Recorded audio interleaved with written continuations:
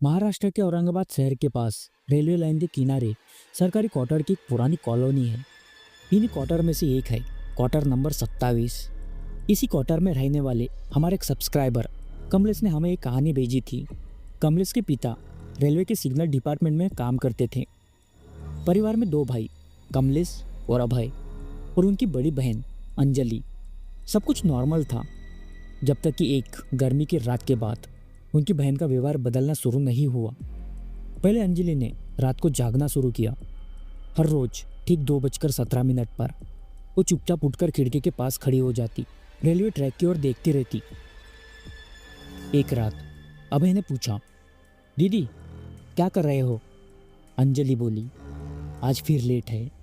लेकिन उस समय कोई ट्रेन शेड्यूल में नहीं थी। धीरे धीरे उसने खाना कम कर दिया, कम बोलना, अकेले बैठना। परिवार को लगा अंजलि को शायद किसी बात का टेंशन होगा। एक रात उनके पिता ड्यूटी से लौटे। दरवाजा खुलते ही अंजलि ने उन्हें देखा और बोली, लाल सिग्नल को हरा करना गलत था। ये सुनकर पिता का चेहरा उतर गया, क्योंकि 2003 में एक रेल दुर्घटना हुई थी जिसमें एक लड़की की मौत हुई थी और ये मामला सिर्फ इंक्वायरी डिपार्टमेंट में गया था, लेकिन घर में कभी बातचीत नहीं हुई थी। अंजलि ने आगे कहा, वो ट्रेन का नंबर 2783 था। ये जानकारी सिर्फ फाइलों में थी। अब घटनाएं दिन ब दिन बढ़ने लगी। रात में उसके कमरे का दरवाज़ा अंदर से बंद मिलता, पंखा अपने आप तेज चलने लगता, कमरे का टेम्परेचर अचानक ठंडा हो जाता।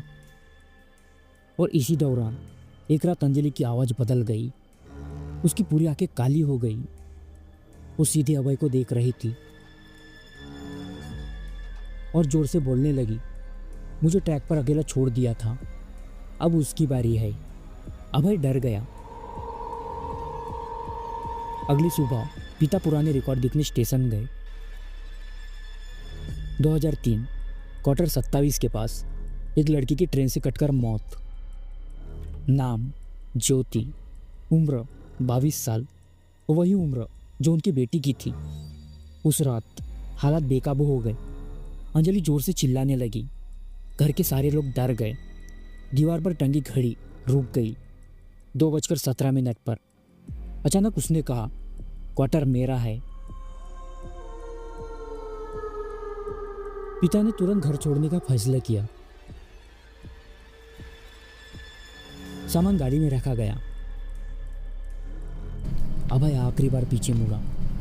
ऊपर खिड़की में सफेद साया खड़ा था, लेकिन अंजलि तो नीचे गाड़ी में बैठी थी। कुछ महीनों बाद रेलवे डिपार्टमेंट ने क्वार्टर 27 को सील कर दिया। आज भी वहाँ कोई नहीं रहता। कमलेश ने अपने कहानी के एंड में लिखा, भाई अगर कभी उस तरफ जाना तो रात में ट्रैक की तरफ मत देखना। तो ये थी भाई कमलेश की कहानी। अगर आपके साथ भी ऐसा कुछ रियल इंसिडेंस हुआ हो तो आप कमेंट में बताइए। अगली कहानी आपकी ही होगी।